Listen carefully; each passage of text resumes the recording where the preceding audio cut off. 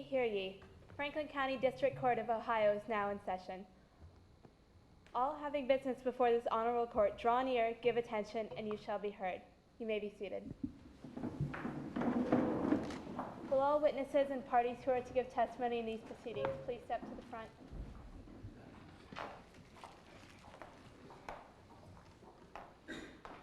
Please raise your right hand. Do you swear that the testimony you're about to give is the truth, the whole truth, and nothing but the truth, and that your testimony will comply with the rules of the Ohio mock trial competition? I do.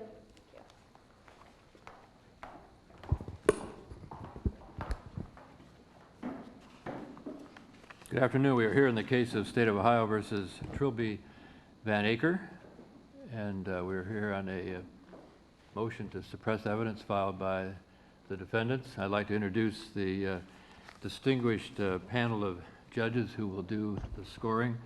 On my far right is Keith Ashmus, who is the president of the Ohio State Bar Association, one of the sponsors of the mock trial program. On my immediate right, on your left, is Attorney General Jim Petro, whose office also has been a longtime supporter of the mock trial program. I'm Chief Justice Tom Moyer. Supreme Court has also been a longtime supporter of mock trial. On my immediate left is Janice Katz, who is the person who chaired the committee that prepared this very interesting problem for us to decide, or at least to hear your arguments today. And on my left is Benson Woolman, attorney here in practice in Columbus, who is representing the ACLU, which also has been a longtime supporter of the mock trial program. Are counsel ready to proceed? Yes, Your Honor. Okay, very good.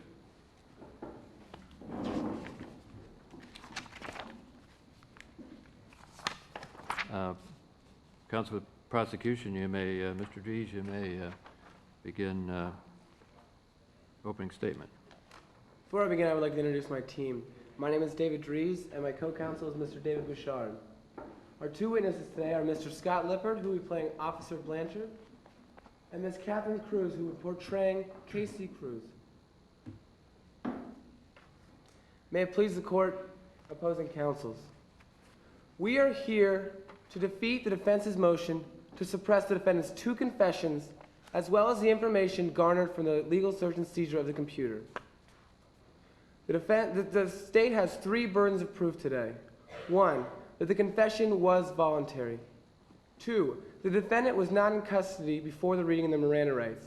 And three, that the seizure was legal. However, if the seizure is deemed if the questioning is deemed inappropriate, events independent of the questioning justified a seizure. We will prove today that the two confessions were absolutely voluntary, leading to the legal search and seizure of the defendant's computer. The events in question occurred on Memorial Day 2003 in the town of Simmondale, Ohio. On this day, thousands of citizens were intently watching political speeches. This day, organized to be a peaceful event, quickly turned chaotic when rumor that a bomb had been found circulated throughout the crowd.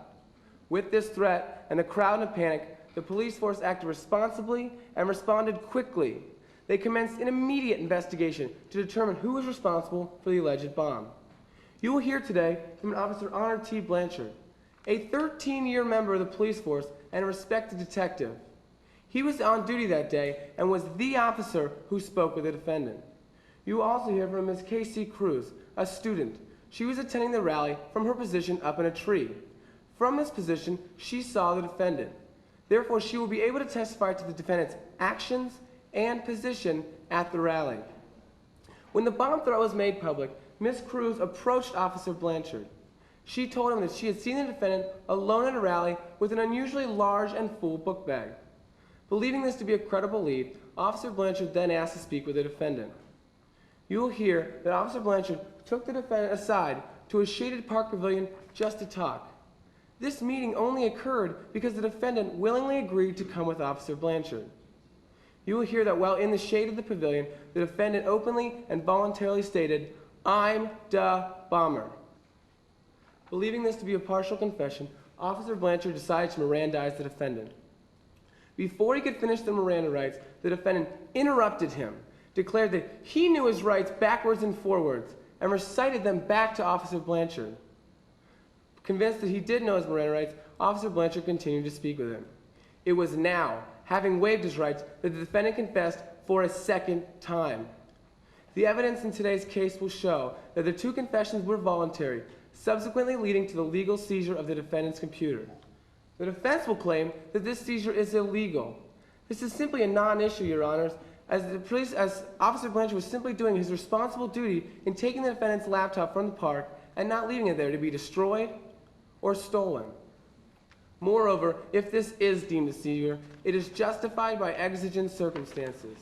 Additionally, eyewitness testimony will show that there's a connection between the defendant and a backpack in the same vicinity of where a bomb was shortly found thereafter. Also, you will hear that before looking at the laptop computer, the police force in Simondale, Ohio obtained a warrant and then searched the computer.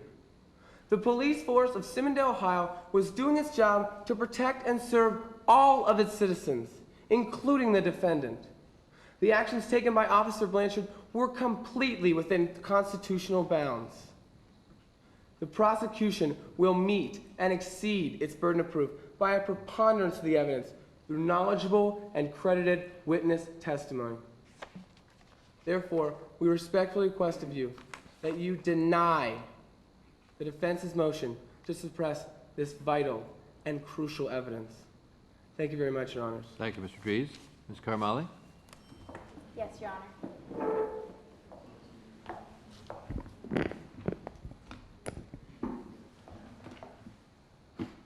Before I begin, I'd like to introduce my team. My name is Jahan Karamali, joined today by my co-counsel, Liesl Dye, and we represent the defendant, Trilby Van Acker, who will also be one of our witnesses, portrayed by Nitin Sinha. Our other witness, Mackenzie Mullins, will be played by Janelle Donovan-Lyam. May it please the court, the right against self-incrimination and the right to be free from unreasonable searches and seizures form the foundation of our criminal justice system. These basic, fundamental constitutional rights protect each citizen from overzealous police officers who are more intent on coercing a confession from defendants such as Trilby Van Acker than from providing them with the opportunity to make a knowing, voluntary waiver of their Miranda rights. In this motion to suppress hearing, you will learn the following. First, that Trilby Van Acker, despite being ill and of deteriorating health, was subjected to a custodial interrogation that required the issuance of Miranda warnings. Second, that the police failed to read Trilby his Miranda rights and failed to obtain a knowing, voluntary waiver of those rights. And third, that the search of Trilby's laptop computer was based upon those involuntary confessions and therefore must be excluded as the fruit of the poisonous tree. In considering the case before you today, it's important to understand what the prosecution did not tell you in their opening statement. The prosecution claims that Officer Blanchard merely talked with Trilby. However, the prosecution never mentioned that Trilby was visibly ill, that Detective Blanchard noticed this, that Mackenzie Mullins noticed this. The prosecution didn't tell you that the police officers threatened Trilby's future, his graduation, and deceived him throughout the course of this interrogation. The prosecution didn't tell you that Trilby collapsed literally seconds after making the full confession. When you do learn all of the facts in this case, it will be clear that the prosecution cannot carry its burden of proof by a preponderance of the evidence.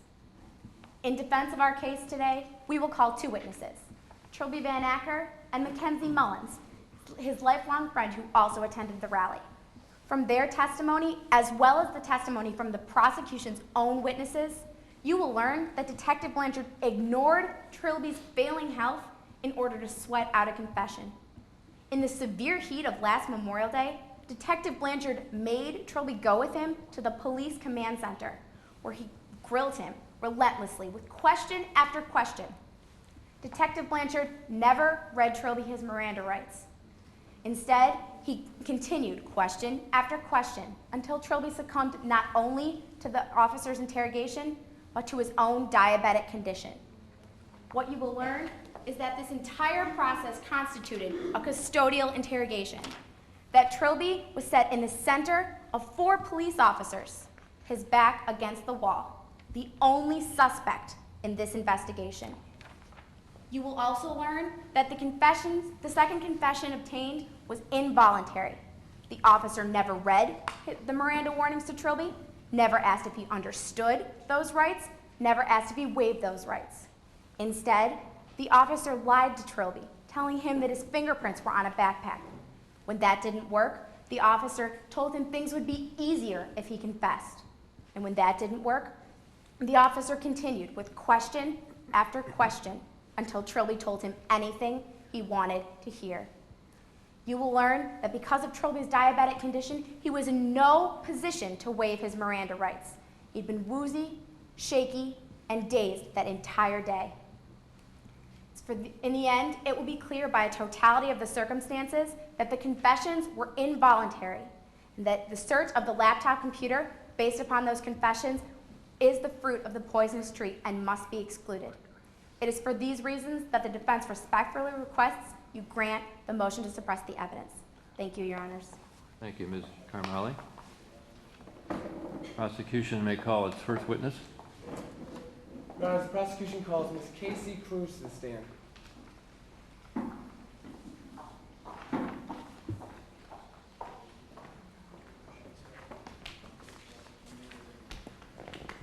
Good afternoon, Ms. Cruz. Could you please state your name for the court? My name is Katherine Cruz. Ms. Cruz, where do you live? I live in Simmondale, Ohio. In Simmondale, where do you attend high school? I'm a senior at Regary High School. Ms. Cruz, I would like to direct your attention to Memorial Day 2003. What were you doing that day? On Memorial Day, I went to a political rally at the town square. I was there supporting Suzanne Brown, who was running for Senate. When you arrived at the square, what did you do? I got to the square kind of early, so I went up to one of Suzanne Brown's campaign workers and got a poster, and then I went and found a seat. Where was this seat? I sat up in a tree. It was a perfect place for me to wave my Suzanne Brown poster, plus I had a great view. From up in the tree, what exactly could you see? I could see the bleachers, I saw my classmates coming in, I saw the stage and the podium. Did you see the defendant? I saw Trilby walking in circles around the bleachers alone. Can you identify the defendant? Yes, I can. Trilby is right there in the lovely striped tie. Let the record reflect that she has pointed out the defendant. Record reflect. Could you describe the actions of the defendant at the rally? Well, yes, as I said, he was walking in circles around the bleachers. Was there anything unusual about the defendant? He was alone, which I thought was unusual because he's a pretty popular guy and normally with a group of his friends. What else did you observe about the defendant? Trilby was looking back and forth very anxiously, and he also had with him a large backpack. Can you describe this backpack? The backpack was blue. It had 2 shoulder straps, but it appeared bulky, like it had been stuffed with rocks or something. From your personal knowledge, have you ever seen the defendant with this backpack? No, I have not. He usually carries a different book bag to school. Directing your attention back to the rally, what happened next? Well, next the speeches started, and a bunch of people got up to talk. I'm not really too sure who they were, but then the governor got up to speak. What happened after the governor went up to speak? Well, as he was speaking, I noticed a commotion from beneath the bleachers. I saw the police officers running back and forth. What were the police officers doing under the bleachers? Well, I saw one of the officers go up to, the chief of police went up to the governor and whispered something, and then the governor said something about a threat and a need to evacuate. What, if anything, did you observe about the position of the police officers? I saw the police officers in the same spot I had earlier seen Trilby, circled around something, and I saw them throw their bulletproof vests on top of something. What happened next? I began to get down from my tree. It was chaotic. Everyone was running around trying to get out of there. And someone ran by me and said excitedly they found a bomb under the bleachers. Now, after you heard about this bomb, what did you do? I went up to one of the police officers and told him what I had seen. I told him I had seen Trilby with a backpack, and that was the same area I had later seen the police officers. Thank you. No further questions at the time. Thank you. Counsel for defense, do you wish to cross-examine the witness? Yes, Your Honor. Ms. Dye.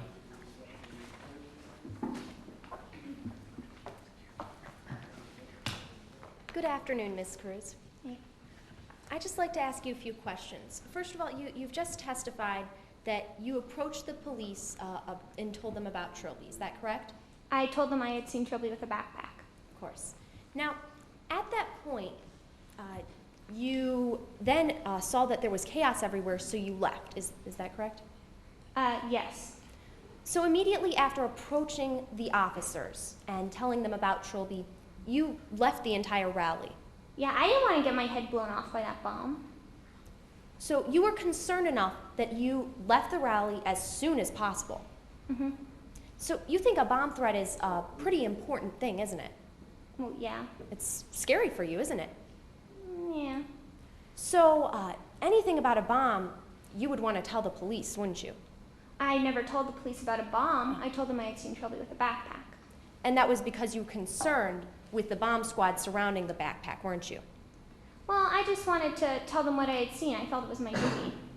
So you feel that you did your duty to tell the officers about this backpack. Yes, I did. Now, you also heard someone you've never seen before yelling or saying that there was a bomb. They found a bomb. Didn't you hear that? Yes, someone ran by me and said they found a bomb under the bleachers. But you didn't find that important enough to mention to the officers, did you? Well, why would I? I mean, I just told them about Trilby. So you didn't mention anything about a bomb, but you told them about Trilby. I wasn't investigating. I didn't need to tell the police officers what they could have done themselves. But I'm just asking, did you or did you not, just yes or no, did you tell the officers about the bomb? No, I did not. Okay. Now, you also, you don't really like Trilby, do you? No, You've referred to her or to him as a bully before, haven't you? I think Trilby's a fascist. I think he's a gay baiter, and I think he is a bully. So it is fair to say that you've not liked Trilby, and you didn't like Trilby the day of the rally either, did you? Well, I don't know Trilby very well, but I do know that we have differing political views. And because of that, you would refer to Trilby as a bully. Right.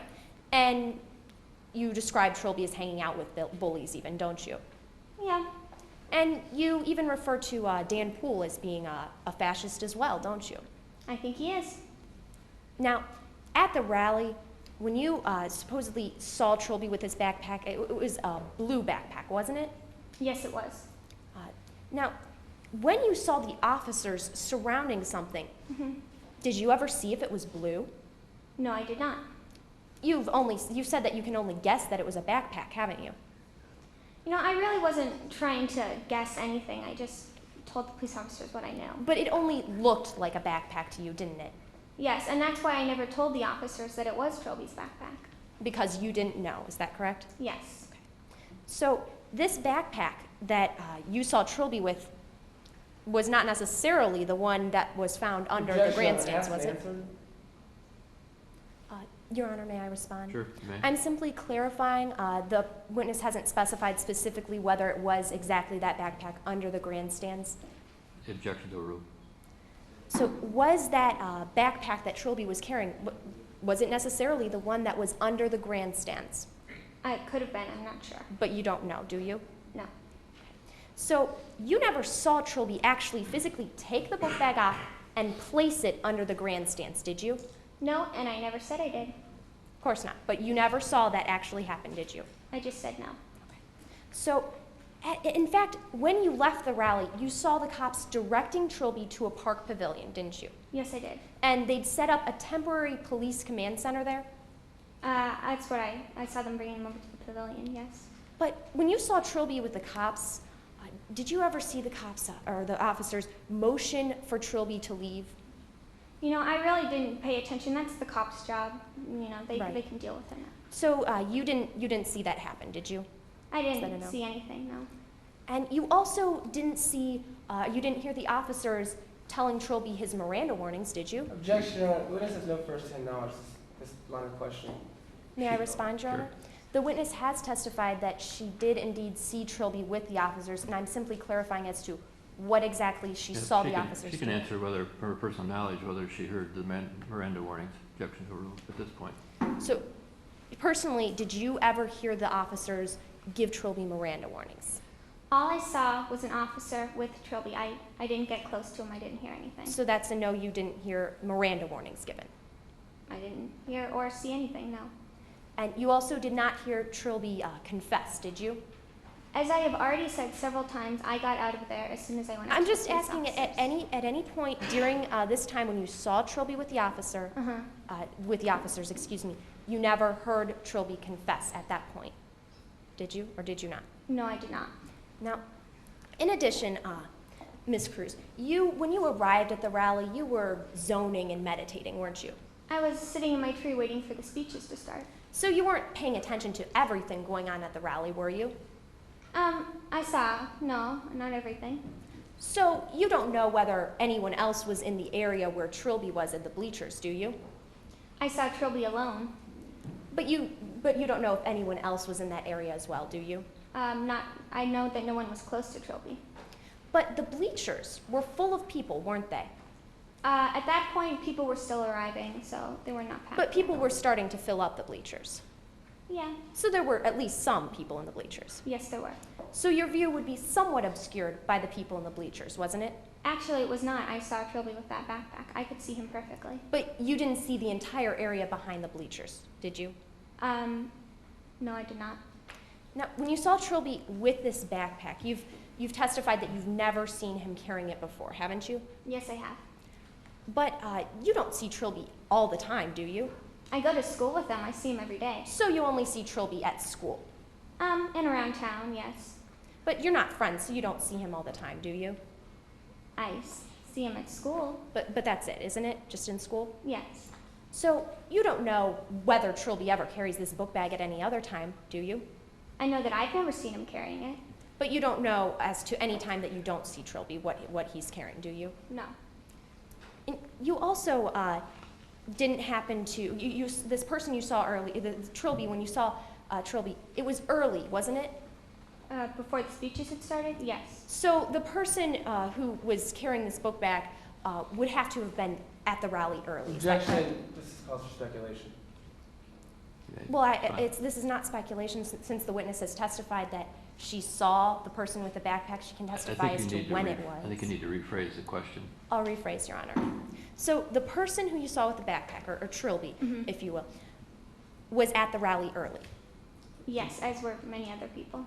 So as people were arriving before the speeches, Yes. how about how long do you think it was before the speeches? I really have no idea. I'm not sure. And this person, you never, you saw them walking around. Thank you, I have no further questions. Thank you, Ms. Dye. Mr. Dries, do you wish to redirect, examine? Shortly, Your Honor. Ms. Cruz, did you take an oath to tell the truth today? Yes, I did. Did you tell the truth today? Of course. How, if at all, did your dislike for the defendant affect your going to Officer Blanchard? It did not affect it at all. I was only trying to do what I thought was right. Thank you. No further questions, Your Honor. Thank you. Ms. Dye, recross? Yes, Your Honor.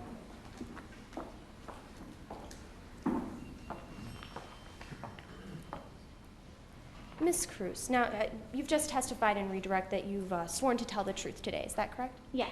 So just from your observations of Trilby that day, just one question. Did you ever see Trilby physically taking the Objection. backpack and placing it? Outside the scope of my redirect. But you opened the question of the truthfulness of the witness, so I'm going to let the question stand. This is just one question. Did you ever see Trilby physically taking the backpack off and placing it on the ground under the grandstands where you later saw the cops? I have said several times that I did not. Thank you. I have no further questions. Thank you. Thank you, Ms. Cruz. You're excused. Thank you for testifying. Prosecution, you may call your second witness. Yes, Your Honors. Prosecution calls Officer Blanchard to the stand.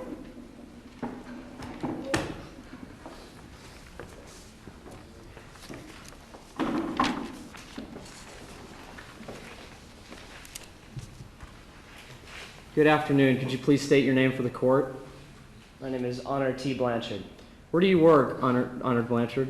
I'm a detective at the Sheriff's Office. How long have you been employed at the Sheriff's Office? A good 13 years as a detective for the last 5. Officer Blanchard, I'm going to direct your attention to the rally on Memorial Day 2003. Were you working on this day? Yes, I was. Where were you working, sir? I was working at the political rally in Simondale. Can you please describe for the court what was going on at this rally? Sure, there were politicians giving speeches to a large crowd in the bleachers. Officer Blanchard, what, if anything, unusual happened during the rally? We see there was a bomb threat circulating. After discovering this bomb threat, did you talk with anyone? Yes, Miss Casey Cruz approached me. What did you and Mrs. Cruz talk about? She told me that she'd seen the defendant walk around alone underneath the bleachers with a large knapsack. As a result of learning what Miss Cruz had seen, what did you do next? A colleague of mine decided to approach the defendant and ask him a few questions about this accusation. Officer Blanchard, do you know the defendant? A little bit, we've talked before, whether in politics, he's joked with me. Can you please describe for the court the area where you and the defendant were at this point? Sure. Well, you see, it was a hot day. We went into the shade of the park pavilion. I pointed out there were drinking fountains nearby. There are also vending machines in the vicinity. Your Honors, I am now going to direct the witness's attention to what has been stipulated evidence as Document A. You may. Let the record reflect that I'm showing opposing counsel. Your Honors, may I approach the witness? You may. Officer Blanchard, do you recognize this document? Yes, I do. It's the park pavilion where I talked to the defendant. Officer Blanchard, do you consider this to be a fair and accurate depiction of where you questioned the defendant? Yes, I do. Can you please point to any potential exits on this diagram? Sure. If the defendant tried to leave, could have left through there, or there.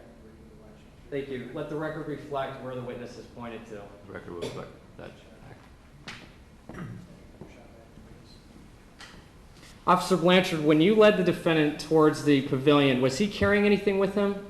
Yes, the defendant was carrying an attaché case with a laptop inside. It caught my eye because there was a sticker speaking of rebellion on it. What did you say to the defendant at this point? Well, before we began, I told the defendant he was free to go at any time. I asked him a few questions if his parents knew where he was, who he came with. What happened next? I told him his connection to the knapsack that Casey Cruz had made and asked him what he thought about this. How did the defendant respond to this alleged connection? The defendant said, "Politics is the bomb and I'm the bomber." Officer Blanchard, had there been any previous mention of politics? No, there had been no mention of politics. Had there been any previous mention of a bomb? Not at all. What did you do, Officer Blanchard, after the defendant confessed, "I'm the bomber"? I began reading him his Miranda rights. Officer Blanchard, did you complete the defendant's Miranda rights? No, I did not. He cut me off. Were you satisfied the defendant knew his rights? Yes, he told me he knew his rights and began repeating them back to me. So what did the defendant do at this point? Well, the defendant pulled out his laptop, asked if he could take notes. Obviously, he was comfortable in the situation. Did you continue to question the defendant about the bomb? Yes, I did. I redirected focus back on the bomb, asked him what he knew about it. How'd the defendant respond? He tapped his laptop and said, "Whatever I have to." After the defendant said, "Whatever I have to," what did you do next? Well, the defendant looked a little flushed, so I decided to get him some water, which he drank, by the way. After the defendant drank his water, did you continue to question him? Yes, as I mentioned the laptop before, I asked him if I could take a look at it. He reminded me I need a warrant for that, and I respected that. Your Honors, I am now going to direct the witness's attention to what is stipulated evidence as Document B. Let the record reflect that I'm showing opposing counsel. Your Honors, may I approach the witness? Officer Blanchard, do you recognize this document? Yes, this is the sticker I talked about that was on the defendant's computer. Can you please read what the sticker says to the court? It says, "Rebellion now and then is a good thing." Thank you.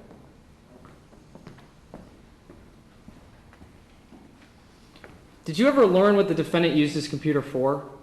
Yes, he told me he used it for a phone book for contacts that he met, also a school report he was doing on the rally. So after you learned about the defendant's computer, what happened next? My sergeant approached me, told me they'd found a knapsack underneath the bleachers with a bomb in it. After you learned about this, did you continue to question the defendant about the bomb? Yes, I told the defendant that a bomb had been found, asked him what he knew about it. What did the defendant say? Said, "Fine, I did it. I did everything. It's on the computer." After the defendant made this second confession, what did you do next? Well, the defendant fainted, so while the defendant was hospitalized, I took the computer, asked to not leave it in the open park pavilion. Where did you take the computer, Officer Blanchard? Well, I couldn't look at it, so I kept it in the evidence room. Did you later obtain a warrant for this computer? I obtained a warrant so I could look at the contents of the computer, yes. What did you find on the computer? There was Objection, Your Honor. I believe the testimony this witness is going to give about the contents of the computer is irrelevant. Counsel? May I respond? Sure. On Memorial Day 2003, a bomb was found underneath a large set of bleachers. The defendant's very own laptop computer had intricate and very specific plans as to how to construct the bomb. This goes to the urgency and the exigency of the circumstances. The objection's over. Go, do you? Permission to respond, Sure. Your Honor? Sure. This is a motion to suppress hearing, and the issue of the laptop before the court is whether or not the search warrant was legally obtained. The evidence on the computer is irrelevant, and to the extent that the court would allow it in as relevant information under Rule 201, information that confuses the issue of the case and is unfairly prejudicial against the defendant should not come in.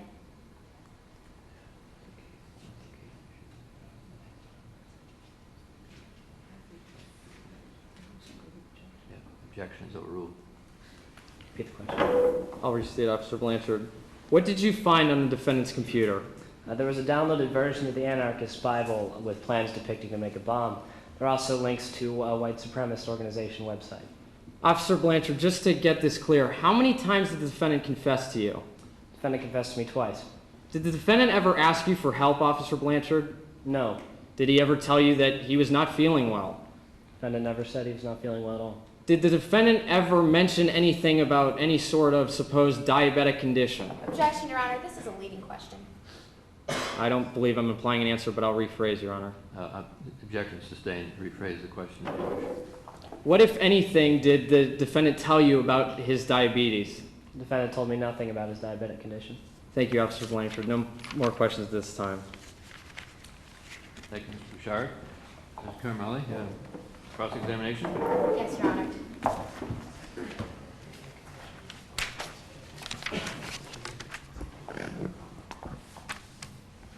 Good afternoon, Officer Blanchard. My name's Jahan Carmelli, and I'll be asking you a few questions. You mentioned that you obtained a lead about a backpack from Miss Casey Cruz. That is correct. You followed that lead and stopped Trilby. Yes, is my sole lead. You and another officer approached him, and his response to you was, "Do I have to go with you?" Yes, that was his response. And you, in response to that, told him no, but this is a sensitive matter that he might want to get cleared up with graduation coming up and all. I told him no, he did not have to come with me.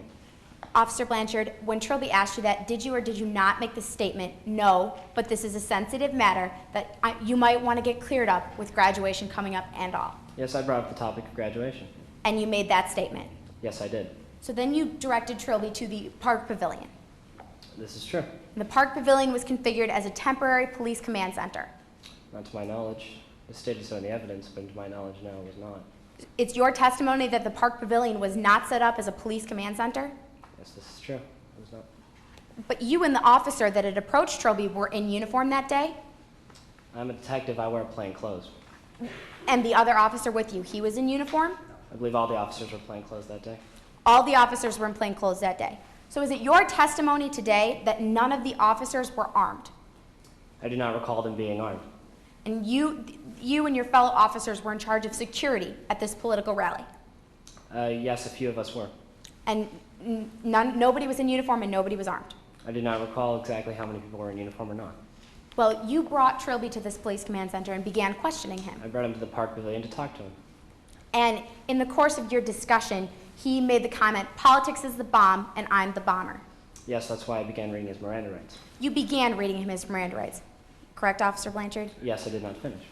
You didn't finish, and you never specifically stated that if Trilby could not afford an attorney, one would be provided for him. I do not recall exactly how far I may have said that. I may have not said that. So that's a no? You don't recall saying that statement to Trilby? That's not an exact no. Officer Blanchard, yes or no, please. Did you ever specifically state to Trilby Objection, Your Honor. This witness has no firsthand knowledge. There's a theoretical assumption of witnesses in their testimonies. Permission to respond, Your Honor?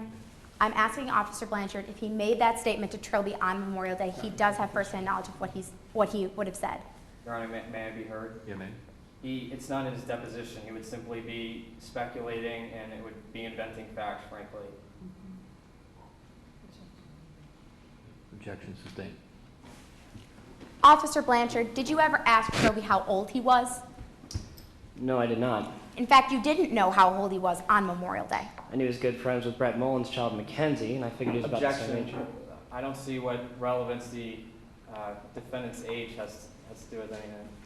Permission to respond, Your Honor. One of the issues in this case goes to the voluntariness of the confessions, and it is our position that the Miranda rights were not properly read or waived, and we're going to establish how old the defendant was, whether or not Officer Blanchard bothered to find that out when he was reading the Miranda rights. Yeah, this is cross-examination, and some of the objections overruled.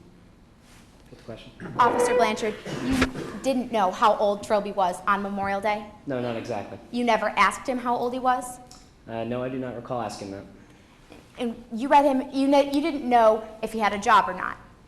I did not ask him his occupation, no. You didn't know if he had enough money to afford counsel?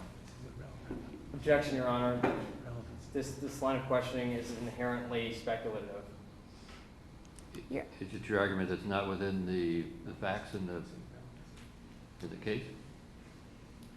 No, This he has no is speculative, okay. all I right. believe it's irrelevant to a motion to suppress evidence whether the defendant has a job or not. Okay, counsel. Your Honor, in waiving his, if the prosecution claims that the defendant waived his Miranda rights, I'm going to establish his age and whether or not he was fully aware of those rights at the time that Officer Blanchard was questioning him. Objections overruled. You didn't know if Trilby could afford counsel. No, I did not. And at one point, Trilby had asked you for some water. Yes, the defendant did ask for water. And it was your initial suggestion to withhold that water?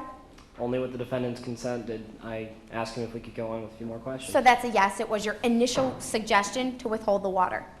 Not withhold, but it was my initial suggestion we get on with the questioning. So it was your initial suggestion to get on with the questioning. Yeah. So you did move on with that questioning, and at one point, you told Trilby you had his fingerprints on a backpack. Is that correct? I did say so at the time. I thought that was true.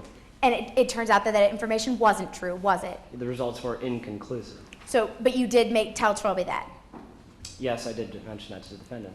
And later on, you told him that things would go easier on him if he confessed. No. You told him things would be easier if he told you the truth? The truth, yes. So you did make that statement. I said things would go along a lot easier if he would just tell the truth. And shortly after that, the defendant asked you for a Coke. Yes, the defendant asked for a drink and then asked for a Coke. And when Trilby asked for a Coke, you told him that you would get to that in a second. He just needed to answer your questions. Yes, I was in the middle of a question. I simply wanted the defendant to answer my question. That's what you said to him? Yes. And at the beginning of the questioning, you noticed that Trilby looked a little sweaty. Oh, it was a hot day. He even looked flushed. Yes, I believe everyone looked a little flushed that day. Later on, you noticed that he looked pale. This is why I got the defendant water. He looked overly flushed. So you got him water, and at that point, he looked flushed. But then later on, you noticed that he looked pale. Yes. So his physical condition had significantly changed. It was a hot day. Yes, it's not going to get any better. I'm simply asking if his physical appearance to you had changed based on your observations. I used different words, but it was relatively the same. Officer Blanchard, you never asked Trilby how he was feeling. I believe it's his obligation to tell me how he feels. Your Honor, I'd like to strike that as speculation. Officer Blanchard can't testify as to Trilby's obligation. Yeah, the answer's stricken. Officer Blanchard, you never asked Trilby if he was feeling all right. No, I never asked him specifically. No. You never offered him any medical attention. No, I did not. I didn't see it necessary. So that's a no, you didn't offer him any medical attention. I just said that. Officer Blanchard, I'd like to direct your attention to Exhibit A. For opposing counsel's purposes, I am referring to an unmarked copy of Exhibit A. Permission to approach the witness, Your Honor. Okay.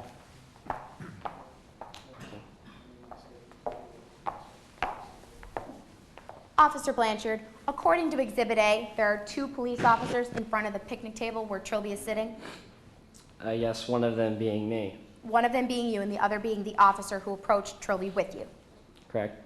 And behind Trilby to the left, there's another police officer.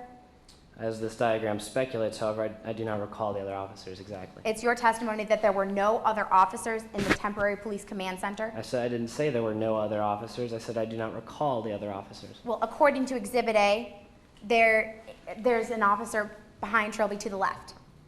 Yes, right there. There's And an officer. according to Exhibit A, there's an officer behind Trilby to the right. Right there. And Officer Blanchard, this is the same exhibit that you said was a fair and accurate depiction in prior testimony. It is. And it's your testimony today, just let me be clear, that none of those officers that are depicted there were in uniform. I do not recall them being in uniform. And it is your testimony here today that none of the officers in that temporary police command center were armed. I know I was not armed myself. I do not recall the other officers. Thank you. Nothing further at this point, Your Honor. Thank you. Mr. Bouchard, do you wish to redirect exam? Yes, Your Honor. Defense, do you want your exhibit back? Your Honor, permission to approach the witness. May.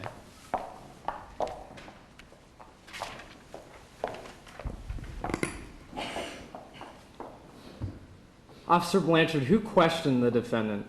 I did. Officer Blanchard, when, if at any time, did the defendant try to leave? The defendant did not really try to leave. When, if at any time, did he have the opportunity to tell you how he was feeling? Any opportunity, we were just talking. Thank you. No further questions. Thank you. Ms. Caramelli, do you wish to recross? Yes, Your Honor. Officer Blanchard, it was you and another officer who approached Trilby and stopped him? Yes, a colleague of mine. And Trilby asked you if he had to go with you or not. Yes, he did. And your response to that was no, but this is a sensitive matter that you might want to get cleared up with graduation coming up in I August. object. I established believe this. this has been asked and answered. Your Honor, Go ahead. opposing counsel opened the door for this line of questioning in redirect testimony. I'm simply clarifying what Officer Blanchard did in fact say. I'll allow this question, but you need to confine your questions to the redirect. I'm sorry, to the redirect. Officer Blanchard, you made the statement no, but this is a sensitive matter that you might want to get cleared up with graduation coming up and all. Yes, as I previously testified. Thank you. Nothing further, Your Honor. Thank you. Thank you, officer. You are excused. Thank you for testifying.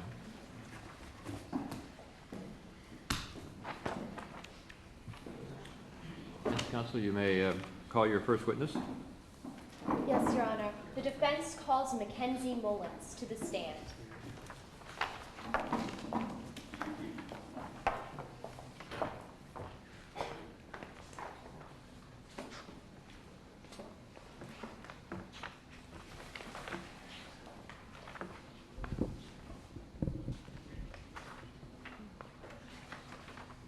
Could you please introduce yourself to the court? My name is Mackenzie Mullins, but you can call me Lil if you want to. Okay. Lil M, how old are you? Well, I'm 18 now, but at the time of the rally I was 17. I was a junior then. So you're a student? Yeah, I'm a senior now at Redgery High School. Who are your friends at Redgery High School? Well, I have a lot of different friends, but ever since I moved here 15 years ago, Trilby's been my best friend. We've lived next door to each other since I moved here. How would you describe your relationship with Trilby? Well, I mean, living next door to him for 15 years and talking to him all the time, we've become best friends. We go to each other about everything. We've watched each other grow up and go through everything. It's a really close relationship. What were you doing on Memorial Day? Well, originally my plans were just to hang out by my pool, plan my summer, do whatever I felt like doing. But then T stopped by and asked if I wanted to go to some political rally. But T knows politics just aren't my thing, so he also mentioned the fact that Clark was going to be there, and I decided I would go. Why did you go? Because Clark was going to be there. Well, Clark was a senior guy last year, and he was just kind of cute, and T knew how much it meant to me if I could spend my summer talking to him. So what happened as you went to the rally then? Well, like I said, I had been out in the sun by my pool, so by that time it was like noon. I was kind of hungry. So we stopped by Sloppy Burger on the way to the rally, and we stopped and got some food. What did you have to eat? Well, I personally ate as much as I could possibly fill myself with. I had like a hamburger and fries and milkshake or something, but I noticed that T only got a milkshake. What happened when you got to the rally? Well, when we first got to the rally, we both noticed that there were streets blocked off and stuff. I think it was because there were so many people there. But once we got there, T dropped me off at the front, and he went to park the car. I told him I'd meet him at the edge of the stage. What did you do as you went into the rally? Well, I immediately went to the edge of the stage. I didn't know how long it was going to take T to park the car. I mean, there were tons of people there. But I just waited for him there, and that's when I saw Casey up in a tree, but below her I saw Clark, and Clark came over and we started talking. What happened as the rally was starting? Well, I mean, Clark and I were just talking about random things, and then T walked up to us, and immediately I noticed that he looked sick. I have to watch out for this on my own, because I know sometimes he can't always say it. Why were you noticing that Trilby was sick? Well, as his best friend for 15 years, I've watched him progress, and about 10 years ago, he was diagnosed with juvenile diabetes. Objection, Your Honors. I object on 2 grounds. To begin with, this witness is not an expert witness. She's completely unqualified to competently testify to the defendant's physical condition. On top of this, the defendant has no first-hand knowledge. She's not the defendant herself, so she cannot accurately or competently testify to the defendant's diabetic condition if there is one. May I respond, Your Honor? We are not offering this as expert opinion, only as the opinion of a layperson. Mackenzie Mullins, we've established the foundation that she has known Trilby Van Acker for years. This is simply based upon her observations of Trilby. This is also foundation for what Mackenzie Mullins noticed throughout the rally and noticed this diabetic condition, so it's foundation for that. May I be heard? You may. I believe that the defendant is competent and able, as an 18-year-old, to verbalize and express his diabetic condition on his own. May I respond briefly, Your Honor? The defendant cannot look upon himself and see how he looked. Mackenzie Mullins will be able to testify what she observed Trilby as being that day, and so it will come from an outside source in addition to I Trilby think the himself. question and the response seemed to be directed at the witness's knowledge of how her friend acted, and because the friend said he had diabetes, and so I'll let the question stand, but be careful. Okay. Would you like me to rephrase the question again? No, it's okay. Diabetes is something I think about a lot. But I've watched him 10 years ago, like I was saying, he was diagnosed with juvenile diabetes. I've been there for some of the crashes and even for a coma, which was really rattling for me. But I mean, I've watched him and I've seen it happen, so I look for the signs, and sometimes I have to look for it on my own with the pale look and sweatiness and stuff like that. What can you do to help Trilby? Well, either way, the symptoms are the same, but I can either get him a Coke or something with sugar in it to help his blood sugar go up, or he can have a water and it can help thin out his blood sugar so that it doesn't get too Objection, hot. Your Honor. What the witness has just testified is absolutely an expert testimony, and she cannot offer it as an expert testimony. She is not an expert. Your Honor, may I respond? Again, we do not offer this as expert testimony or as the testimony of a doctor. We simply offer it as a friend, what they can do to help Trilby. This isn't about medication or any technical knowledge, just simply what a friend does in the situation. I think that the conclusion that it thins blood sugar is an expert opinion, and so I'll sustain the objection and strike that part of the answer. And the rest of the answer not, or Yeah. I'll continue then. So on Memorial Day, what did you do as you were talking to Clark? Well, as soon as T walked up, like I was saying, I immediately noticed that something was up, and I asked him. And as he was about to respond to me, he looked at me, but it was awkward almost, because he looked at me but almost threw me. And that's just not like him at all, and we continued to Objection, talk. Your Honor. I believe the witness is speculating that the defendant looked through her. May I respond? She stated he looked like he was looking, like he looked through her, not that he actually was. I mean, and physically that's impossible. I don't think the witness was offering that as what the defendant actually was doing, just what it appeared to be. Counsel, you wish to respond?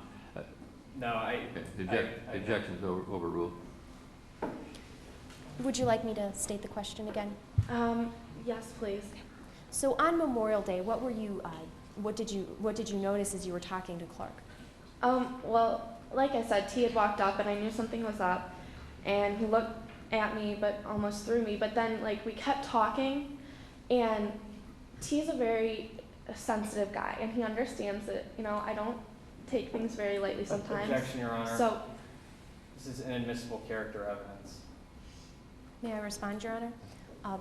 We're not offering this to the credibility of the witness. We're simply offering this to explain the testimony that Ms. Mullins is about to give, explaining why Trilby seemed to be acting unusual to her, because on that day it was different from at other times, is what she's Sure. explaining. Sure.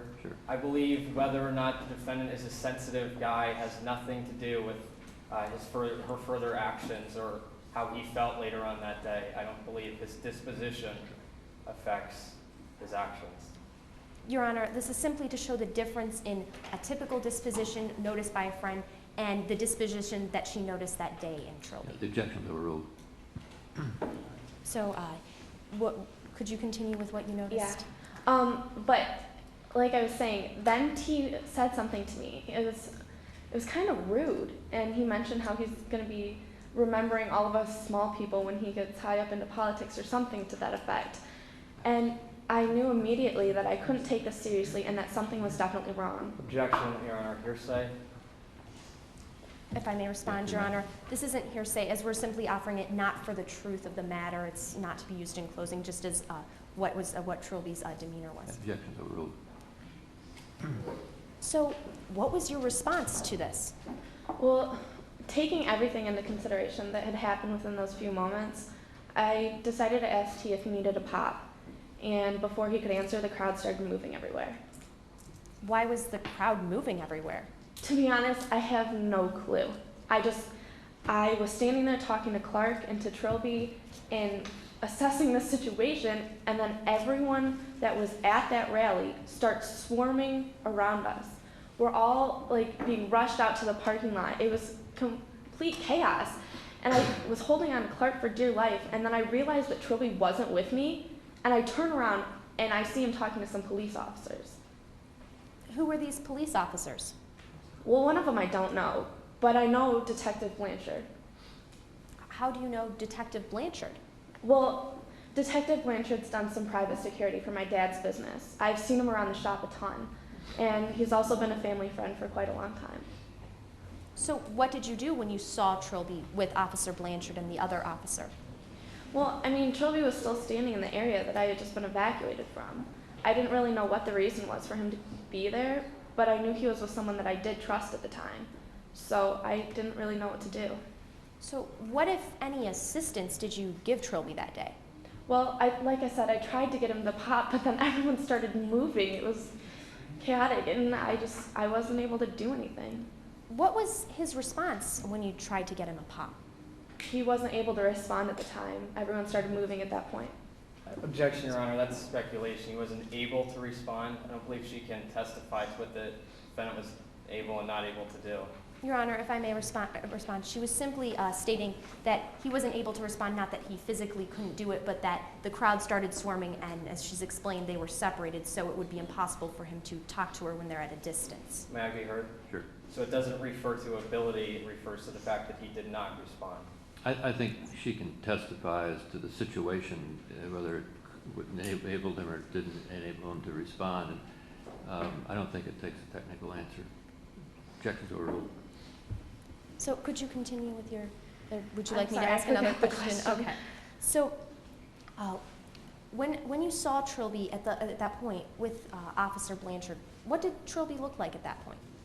Well, I mean, at that point he looked about the same that I had seen him right before the crowd rushed. But right before the crowd rushed, I noticed that he was sick. I was offering him pop because I was so concerned. And then I know that I was alarmed at that point, so I can only imagine. What, if any, assistance did you see Officer Blanchard give Trilby? Well, I only saw him for a short time, but from what I did see, I didn't see any assistance given to T at that time. What, if any, pop or food did you see Officer Blanchard offer Trilby?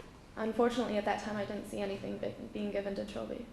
So what did you do when you last saw Trilby with Officer Blanchard? Well, I looked back, I saw them talking, I thought about it for a brief second, and I followed the crowd. So you left? Yeah, I did. Thank you. I have no further questions at this time, Your Honors. Thank you, Ms. Dye. Mr. Bouchard, you Yes, wish Your to Honor. cross-examine the witness? Yes, Your Honor.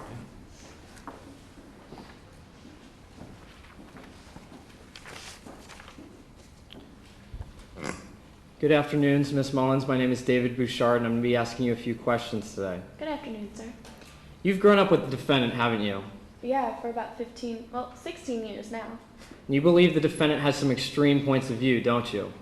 Well, he can about some politics stuff, but So the fact is, you believe the defendant has some extreme points of view, don't you? sometimes about politics, but that's about it. So the answer would be yes. Well, yes, if you're considering it to just be politics. The defendant was driving a Navigator when he picked you up on Memorial Day 2003, wasn't he? Well, yeah, it's his mom's car. You were sitting in the front seat of this large SUV, weren't you? Yeah, it was. So you have no idea of what could have been in either of the back two bench sheets, do you? Objection, Your Honor. This question calls for speculation on the part of the witness as to what could have been in a car. May I be heard? Sure. I'm simply laying a foundation. In a few moments it will become clear why this is important. If she knows the answer, she can answer yes or no. Objection's overruled. So you have no idea of anything that could have been in either of the back two bench sheets of this large SUV, do you? Well, actually, sir, I do. The fact is like we were turning and stuff when we were going to the rally, and it being an SUV and all, there was nothing moving around in the back seat, and that's normally what does happen in that Navigator. But right now, Ms. Mullins, let's be honest, you're simply speculating that you didn't hear anything. That doesn't mean in actuality there was nothing, does it? Sir, I'd be speculating if I said that there was something there. But the fact is, Ms. Mullins, and this is what it's important, you never actually looked, and so you have no idea of what could have been in either of the back two bench sheets, do you? I didn't have to look. I didn't hear anything. The fact is, you didn't look, did you? I didn't hear anything, so I didn't have a Ms. reason Mullins, objection, Your Honor. I believe she's being The non-responsive. witness is instructed to answer his question, did you look? And that's I a did yes or not no look, answer. sir. Okay. You weren't with the defendant the whole time before the rally, were you? to. No, he had just woken up and came to get me. Ms. Mullins, I'm talking about before the rally. After he dropped you off, you weren't with him the whole time, were you? Oh, during that time, no. He just went to go park the car and get his Dan Pool contact. But in actuality, you can't be sure what the defendant was doing because you weren't with him, were you? Well, I know that he did park the car. I saw it park, but Right, well, the car has to park itself, but after the car was parked, you don't actually know what the defendant did, do you? no, not really. He said he got the Dan Pool contact. Not really, or no, Ms. Mullins? He said he got the Dan Pool contact. I believed him. The fact is, you don't know for sure what he did after he parked the car, do you? I suppose not, but I trust Trilby. Your Honor, I believe the witness is being non-responsive. Yeah, the witness, answer the question directly if you can. Okay. The fact is, Ms. Mullins, you don't know for sure what the defendant did after he dropped you off before the rally on Memorial Day 2003, do you? No, I guess Officer I don't. Blanchard knows the defendant, doesn't he? I wouldn't say he knows him. He's been in contact with him before. The fact is, Officer Blanchard and the defendant have seen each other before, haven't they? A few times at my dad's shop, but that's about it. So they have seen each other. I think so, yeah.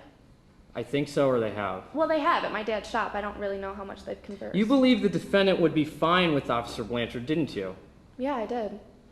In actuality, and so because you thought they'd be fine, you never even went over to see how the defendant was doing, did you? No, he was with a police officer that I trusted. The fact is, you never went over because everything looked fine, didn't it? Well, yeah, like I said, he was with someone I trusted. Thank you, Ms. Mullins. Further questions?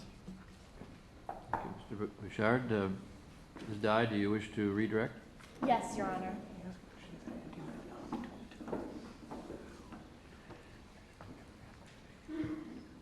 Miss Mullins, why didn't you go over to the officer in Trilby? Well, like I said, it was Officer Blanchard. He's been a family friend for a long time. He's worked around my dad's business. I've seen him around the shop. I didn't have a reason not to trust him. And why didn't you look in the back seat of the Navigator? Well, like I was trying to explain, the Navigator's an SUV, and we were turning and stuff to get to the rally. If I would have heard something in the back seat, I would have looked for it, but there was nothing to hear. Nothing was being shifted around as we turned. Thank you. I have no further questions, Your Honor. Thank you. Mr. Bouchard, you have recross? Yes, Your Honors.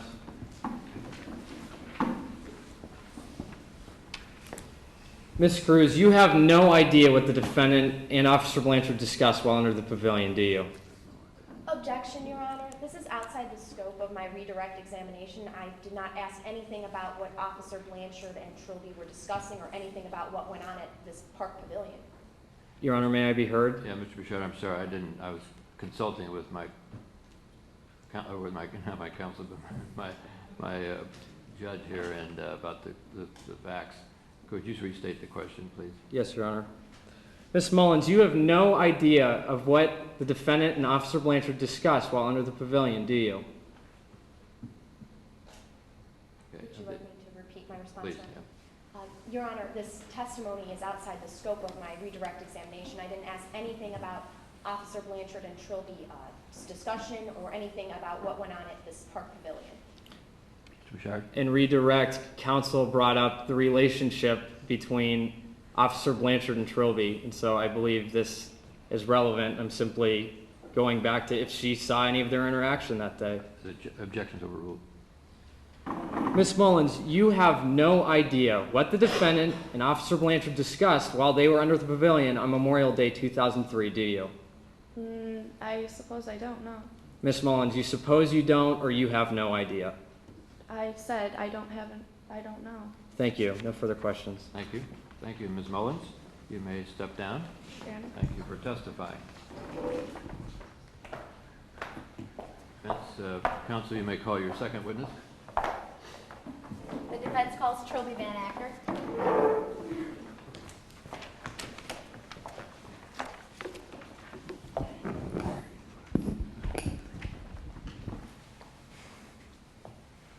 Could you please introduce yourself to the court? My name is Trilby Van Acker, and I'm 18 years old. Are you a student? Not anymore. I just graduated from Rudgery High School this past June. Were you involved in any extracurricular activities at Rudgery High School? Many, actually. I enjoy taking leadership positions. Objection. Inadmissible character evidence.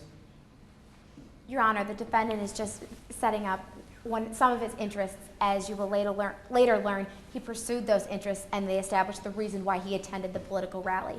As it is, his character testimony is not inadmissible. Your Honor, may I be heard? You may. I believe the goals and the aspirations of the defendant are not relevant in a motion to suppress, so it is inadmissible character evidence. So your objection is not that it's character witness, but the character testimony, but that it's irrelevant? Irrelevant character. Objection's overruled. Were you involved in any extracurricular activities? Yes, as I was saying, I enjoyed taking many leadership positions at school. For the large part, I enjoyed partaking in politics and such activities. So yeah, I was very active in high school. Have you pursued this interest in politics since you graduated? Yes, I have actually. That's actually the reason why I was at the political rally, was to get a contact from Dan Poole so that I could get an internship over summer. Did you attend the rally by yourself? No, as Mackenzie testified, I was with her. When did the two of you arrive at the rally? Well, we got there a little late. I was up late the night before, and plus on the day of the rally, we stopped off at Sloppy Burger, and so I got there a little late. I would say about 12:30 or 1. What did you do when you arrived at the rally? Well, when I got there, we decided to have Mackenzie get off right there, so that she wouldn't have to walk too much after her meal. And I went ahead and parked the car, and that's when I proceeded to get my Dan Poole contact. Were you carrying a backpack that day? No, I was not. I only had my case for my laptop. Did you make that? That last question calls for an invention of facts by the witness. Your Honor, when Mr. Van Acker gave sworn testimony, he was told to put all relevant and material facts in this case. Mr. Van Acker's testimony has never included that he had a backpack, and therefore he can testify to what he did not have. Objection's overruled. What did you do after you made the Dan Poole contact? Well, actually, even as I got out of the car, before I made the contact, I realized that I was feeling a little heated and shaky. So I decided to make my contact as soon as possible and get that out of the way. And after that, I tried to contact Mackenzie and see if she could help me. How could Mackenzie help you? Well, as Mackenzie mentioned, I have juvenile diabetes. And at times, and when that is a problem, Mackenzie usually gives me some juice or Coke to regulate my blood sugar. Let's step back a second. Could you please describe for the court some of the symptoms of your juvenile diabetes? Certainly. I've noticed that whenever it's becoming a problem, I start feeling, dazed, shaky. I sweat a lot. I get very pale. If it progresses, then I can even pass out, which is what happened on Memorial Day. And at its worst point, I can even go into a coma. So you didn't receive any help for your condition that day? No, I tried, as I mentioned, I tried contacting Mackenzie, but she missed my signal. So what happened after she missed your signal?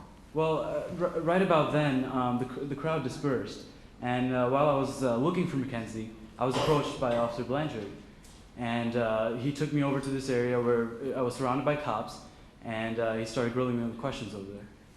Do you remember the area he brought you to? Yes, I do. Your Honor, permission to approach the witness with Exhibit A. For opposing counsel's purposes, I will be referring to unmarked Exhibit A.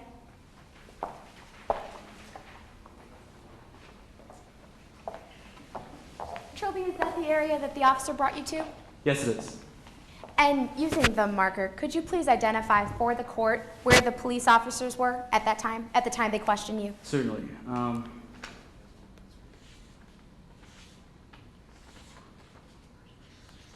Well, my circles are a little shaky because I don't have a table, but the 4 areas that I've circled is where the police officers were located for most of the time. Your Honors, would you like Trilby to step in front and show you, or can you see it from there? We can see it. Okay. Now, Trilby, how were you feeling when the officers brought you to the police command center? Well, as I mentioned, even earlier, as I contacted Mackenzie, I was definitely feeling sick at that point. Were you present when Officer Blanchard testified earlier? Yes, I was. And you heard him testify that you were free to leave at any time? Yes, I did hear him say that today. Objection, Your Honor. This is a theoretical assumption. Separation is involved in this case, and right now they're asking the defendant to testify or to speak about what he heard another witness testify to. And in a normal court, there would only be one witness in the court at one time, so this is all irrelevant. Your Honor, I'm simply going to show the inconsistency between Officer Blanchard's testimony and Trilby's testimony here today, and the difference between what he was told and what Officer Blanchard said he told Trilby. Objection sustained. Do you remember any of the questions or your responses to the officer's questions? Yes, after the officer made me go over to the area, like I said, he started grilling me with questions, and at one point, I made a rather rude comment. I told him sarcastically that, politics is a bomb, and I'm the bomber. Objection, Your Honor. Characterization of the word rude. Your Honor, Trilby can testify as to what his statement was and how he made that statement on Memorial Day. Mr. Dees? I just feel that it's a characterization of the word rude, but it was just, all it says in deposition is that it's a sarcastic comment. He can testify to common impressions of someone's conduct. Rude is a fairly common impression of someone's conduct, so objection's overruled. Do you need me to repeat the question? No, actually, like I was saying, one of the things I responded with was that rude comment about, politics is a bomb and I'm the bomber. How did the police officers react to that statement? Officer Blanchard started reading me my Miranda rights at that point. He started to read you your Miranda rights? Yes. Did he finish? Actually, no. I stopped him, and I told him that I could recite those warnings backwards and forwards. And as soon as I interrupted him, he stopped. He didn't finish reading those rights, and he continued grilling me with questions after that. Before he continued his questions, did he ask you if you understood your rights? Objection, Your Honor. This question is leading. Your Honor, I'm simply asking whether or not this happened, but if you need me to rephrase, I will. It really requires a yes or no answer, so objection's overruled. Okay. Did the officers say anything else before they continued with their questions about Miranda warnings? No, they did not. As I mentioned, as soon as I cut them off, they immediately went back to grilling me just the way they were before, with question after question. And what happened after this? Well, after this continued for a while, I really don't know how long, but they just kept going on and on. But after that, I remember the last thing I remember saying to them was that I felt like I was going to throw up and that I needed a Coke. After that, I collapsed. Before you collapsed and when you asked them for a Coke, did they ask you how you were feeling at all? No, they did not. Like I mentioned, they just kept going on and on about the backpack and some kind of bomb. They didn't. At no point did they ask me about my physical condition and how I was feeling. Did you speak with anybody besides the police officers at the Park Pavilion? No, I did not. They had me there the entire time, and I was never given the opportunity to speak with anyone else. Did you say anything else before you collapsed? Apart from asking for Coke and saying that I felt like I was going to throw up, which is the last thing I remember saying. I did not say anything else. Thank you. Nothing further at this time, Your Honor. Mr. Carmelli? Mr. Dees, do you wish to cross-examine the witness? Good afternoon. My name is David Dries, and I'll be asking you a few questions today. Afternoon. You testified that Officer Blanchard took you over to a park pavilion to talk, didn't you? I did not say they took me over there to talk. Officer Blanchard, as I mentioned many times, was grilling me with question after question. But you testified that he took you to a park pavilion. Yes, where they had configured a temporary police command post. Officer Blanchard never told you that you couldn't leave, did he? Well, he made me go over there. He didn't give me the option of not. So... Objection, Your Honor. The answer is not responsive. Move to strike. Restate the question, please. Officer Blanchard never told you that you couldn't leave, did he?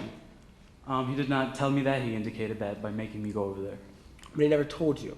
He did not say it in so many words. You never asked whether you could leave, did you? Once again, like I said, he made me go over there, and I didn't know if I had that option. Your Honor, please instruct the witness to answer yes or no, and then explain. The witness, you're instructed to answer if the question, or if the question deserves a yes or no answer, answer with yes or no. If you can. Yes, sir. You never asked whether you had to leave, or whether you could leave, did you? No, I did not. You never tried to leave, did you? Well, actually, at the very end, I did try to leave, which is why I ended up collapsing. Your Honor, that answer was found in Officer Blanchard's deposition. Once again, this comes under the theoretical assumption of separation of witnesses. I ask that to be stricken from the record.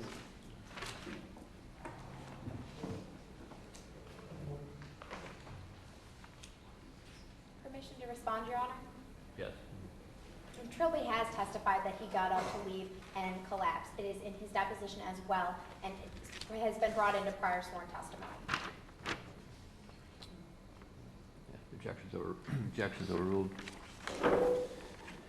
You never asked Officer Blanchard whether you had to talk with him, did you? He never gave me the option, so no. But you never asked him. No, I did not. You said to Officer Blanchard, "I'm the bomber," didn't you? You don't have to yell. I can hear you loud and clear. But yes, I did make that statement. As I mentioned, I was being a little rude, for which I'm sorry, but yes. So during your conversation, you never told Officer Blanchard that you didn't understand what he was telling you, did you? No, I never got much opportunity to speak there. But you never told him that you didn't understand what he was telling you, did you? I really didn't know what they were talking about, but no, I did not tell him specifically that I did not understand. So you just testified that you didn't know what they were talking about, did you? Yes, that is what I testified. Yet in your deposition it says that you knew exactly what they wanted to hear, so you would be willing to say that. Isn't that true? I honestly did not know what they wanted to hear. Like I said, they kept asking me question after question, and apparently my responses weren't enough because they didn't stop. But I never testified, or in prior sworn testimony or ever, that I knew exactly what they wanted to hear. But you said, "I would tell them anything just to let them leave." No, that is not what I said either. You're misrepresenting what I've said. My statement was something to the effect of that I felt that they wouldn't stop unless I told them what they wanted to hear. Never did I say that I knew what it was. Let's just come back. During your conversation, you never told Officer Blanchard that you didn't understand what he was telling you, did you? Objection, Your Honor. This question's been asked and answered. Counsel? I'll withdraw the question.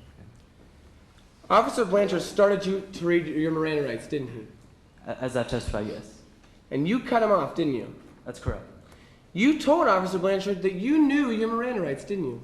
No, I did not. I told him that I could recite them backwards and forwards. The issue of knowing the rights or understanding them never came up. You told them that you could recite your rights, didn't you? That's correct.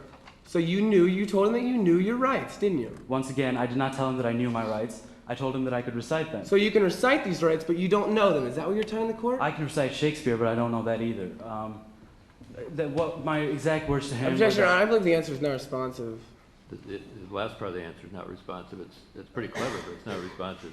Sorry, Your Honor. Could be stricken. You testified in direct that you have diabetes, didn't you? Yes, I do. You never told any of the 4 officers that you have diabetes, did you?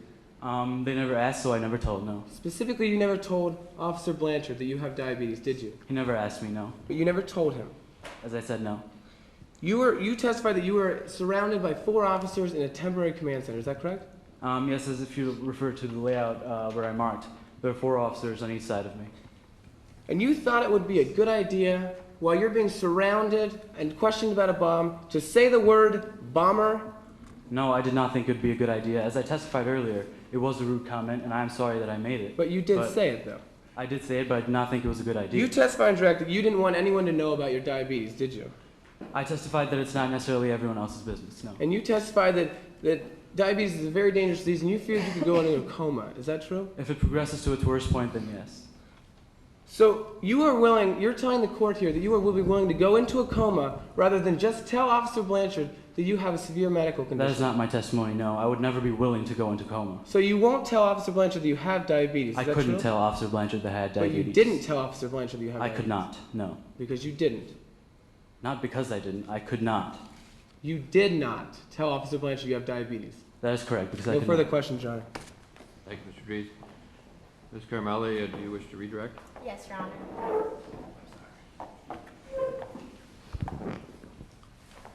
Trilby, why didn't you tell the officer about your diabetic condition? As I was trying to say earlier, the officer was not concerned. He never asked me about my condition. I know that I was sweating, and I know that I was... There is speculation about the officer not being concerned. Your Honor, this witness is testifying based on his observations and based upon the actions that Officer Blanchard took toward him that He can day. give his impression whether he thought the officer was concerned about his health. Please continue. Well, yeah, like I said, he never asked me, and he never seemed concerned. And because I was being grilled most of the time, I really never got that chance. And taking a step back, what did you tell Officer Blanchard about Miranda rights? As Mr. Breeze was trying to bring up, he tried to say that I knew my rights, which is not what I told Officer Blanchard. I told him that I could recite them, and that was it. He stopped and continued questioning me after that. Did he ask you if you understood your rights? No, like I said, as soon as I cut him off, he stopped and continued grilling me. Thank you. Nothing further, Your Honor. Thank you. Mr. Dries, do you wish to recross?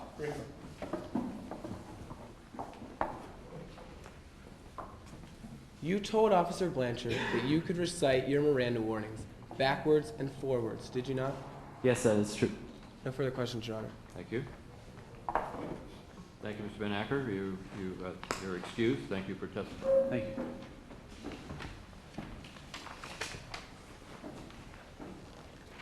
That completes the testimony, and I understand that counsel are now permitted to have 2 minutes to prepare your closing statements.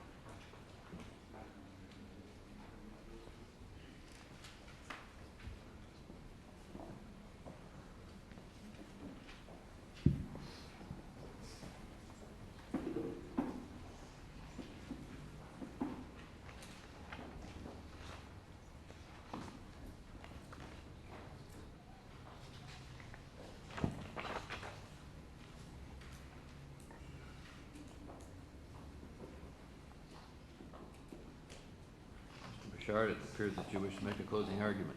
Yes, Your Honors. Hey. May it please the court. Your Honors, the facts of this case are clear. K.C. Cruz testified to seeing the defendant walking around a set of bleachers with a large and full knapsack on Memorial Day 2003.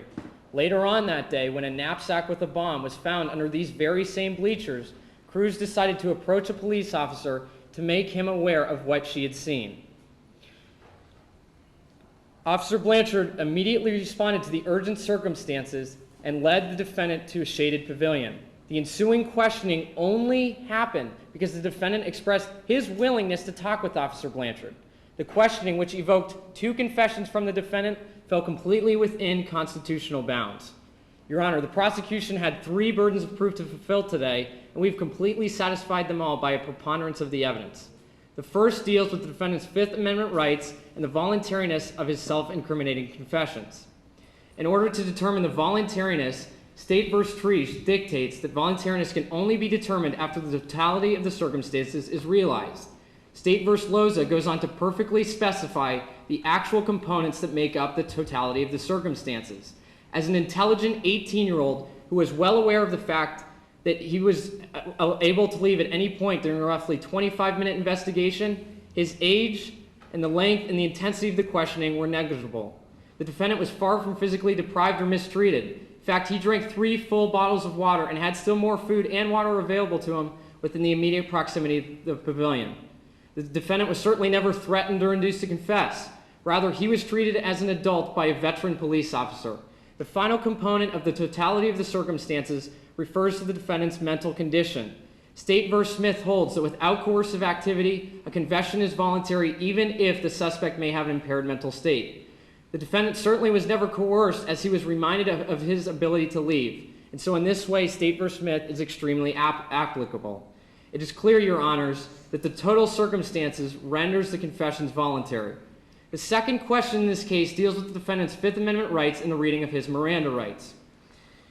In regards to the first confession, State v. Buros holds that a suspect is in custody after a formal arrest. The defendant was never formally arrested before the first confession. Rather, he was casually talking with Officer Blanchard underneath the shade of a large pavilion. In this non-custody situation, Miranda warnings were not required.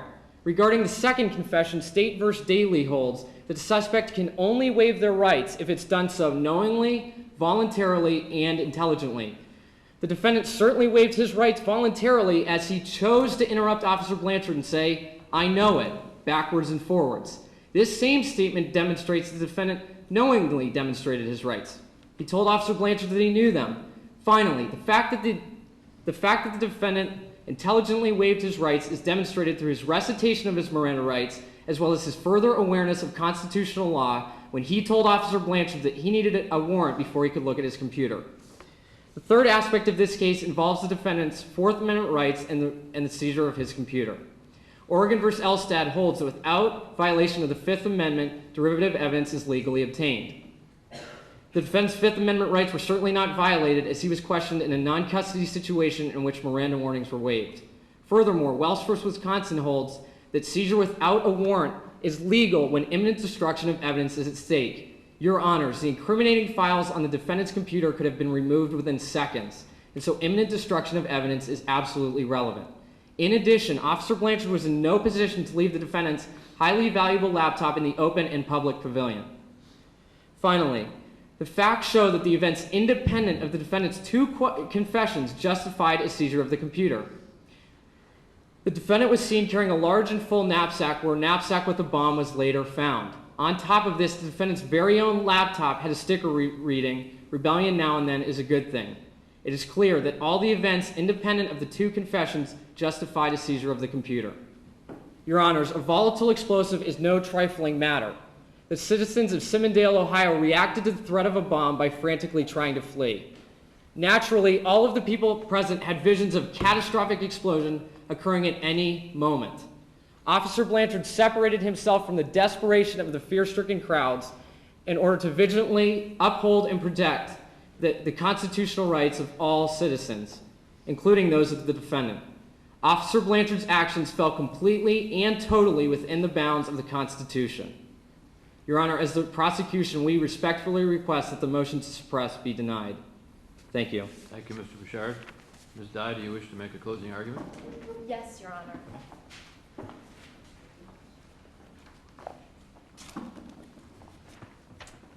I'd like to begin my opening with a quote by Thomas Jefferson, but it may seem suspicious. Rebellion now and then is a good thing. Our founding fathers had a rebellion to escape from oppression and to write our Constitution, to provide us with the fundamental rights of our country that have been throughout history. These are the Fourth and the Fifth Amendments. Yet the prosecution today seeks to rewrite the Constitution by making an exception to these amendments. If these amendments are to have any meaning, it's clear that both confessions and the derivative evidence must be suppressed. Now, considering the first issue in today's case, the voluntariness of the confessions, the prosecution has cited State versus Loza. Now, if we look at the totality of the circumstances here, it's clear that Trilby Van Acker was in fact coerced, that Trilby Van Acker had a serious mentality issue because he was ill.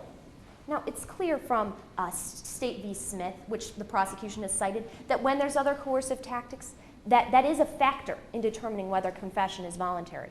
Let's go through the factors that were coercive in that instance. In State v. Loza, it discusses the age, mentality, and prior criminal record of the defendant. Trilby has no record. If we look at that age, Trilby's barely an adult. He's young. Officer Blanchard did not even know if he was 18 at the time. Now, continuing through State v. Loza, it's clear that physical deprivation is an issue. Officer Blanchard, in fact, as he's testified today, his first response to getting water and getting a Coke for Trilby was, we need to get through more questions first. And he never even got Trilby a Coke. Because of this, it's clear that Trilby requesting some refreshment on what's been described as a hot day, when he looked visibly pale and flushed, even to Officer Blanchard, he was denied these things. It's clear under Loza that these confessions could not possibly be voluntary. But further, let's look at the issue of a custodial interrogation. Now, State v. Estep outlines the factors for determining whether there's custody or not. From the outset, Officer Blanchard threatened Trilby. Now, the prosecution hasn't mentioned to you today how Officer Blanchard stated, no, you don't, when responding to, do you have to come with us? But you might want to get this cleared up with graduation coming up. He also told Trilby it will be easier on you if you tell the truth. Now, State v. Arlington and State v. Wilson have established that even if it's implied, promises of leniency or threats, they can affect. They are one of those issues going towards whether there is a custodial interrogation. Now, furthermore, when discussing the waiver of Miranda rights, the prosecution has stated that Trilby Van Acker knew his rights. But what they failed to state is that Trilby, yes, he could recite them forwards and backwards, but he knew that from TV. All of us have seen Law and Order. If we've seen Law and Order once, is that enough for us to have our Miranda rights waived for our entire lives? In Duckworth v. Egan, it was established that the translation of rights must come from the state. This failed to occur. Officer Blanchard's testified he didn't finish giving these rights. Now, when we look to the issue of the derivative evidence, it's clear that the evidence from the computer does not fall under exigent circumstances, since in this day and age, we have technology that allows us to look on a computer and find what was on it. But furthermore, it came from these involuntary confessions that took place during the custodial interrogation. The prosecution cannot uphold its burden of proof by the preponderance of the evidence, as they've called Officer Blanchard, who just proves the involuntariness and the custodial nature of that interrogation. And also, they've called Casey Cruz. Casey Cruz has provided nothing today as to what was going on during the interrogation. Instead, the prosecution has sought to turn this case away from the motion to suppress into an issue of guilt or innocence. As Mr. Bouchard started his closing with Casey Cruz saw Trilby Van Acker with a backpack. That's not the issue we're here to discuss today. Casey Cruz doesn't even know if it was the same backpack, but that is irrelevant. The guilt or innocence of Mr. Van Acker is not to be determined at this point. When we look at the testimony that has been given today, and when we look at the case law, it's clear that what must occur is that a police officer must protect and serve people, not violate their rights. The Officer Blanchard, it would have taken 2 minutes just to finish reading through those rights, make sure Trilby understood them. He never did. That translation failed to occur. The confessions were involuntary, and the derivative evidence must be suppressed. Thank you, Your Honors. Thank you, Ms. Dye. Mr. Bouchard, do you wish to use your 2 minutes for rebuttal? Yes, Your Honors.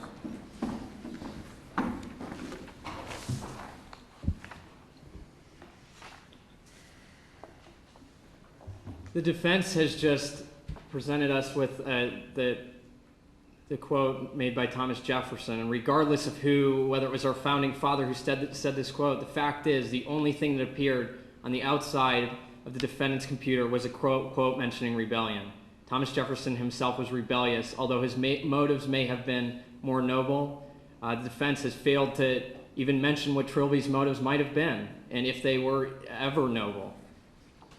The fact is, through this case, the defense has attempted to, and the defendant has testified to feeling trapped and confined as though he wasn't able to leave. But according to State v. Estep, which this case models on all fours, feelings, impressions, thoughts, action, these are absolutely irrelevant. However the suspect feels is not relevant to the proceedings. In essence, all that matters is that the defendant or the suspect is an adult, and in this case, the 18-year-old is an adult who is perfectly capable of verbalizing and expressing his feelings, indicating his tiredness, whether his diabetic condition was acting up. The defense is tempted to misrepresent Officer Blanchard's incorrect representation of the fingerprints. State v. Reeves clearly states that without coercive activity, any confession is voluntary, even if the evidence is accidentally misrepresented. The defendant was not coerced as he was reminded of his ability to leave. So State v. Reeves completely applies. Finally, the only potential inducement by Officer Blanchard, a statement about getting this cleared up before graduation, acts as an admonishment to tell the truth according to State v. Wiles and State v. Arrington. Officer Blanchard never misrepresented the law, and he never told the defendant that charges would be dropped if he confessed. In these ways, it is not a coercion and it was not an inducement. Your Honors, we once again respectfully urge that the motion to suppress be denied. Thank you, Mr. Shard. The matter is submitted, and the scoring judges may leave the bench at this time, and I will remain here for 3 minutes to determine whether either team has a serious reason to believe that a material violation of any rule has occurred during this trial. All rise.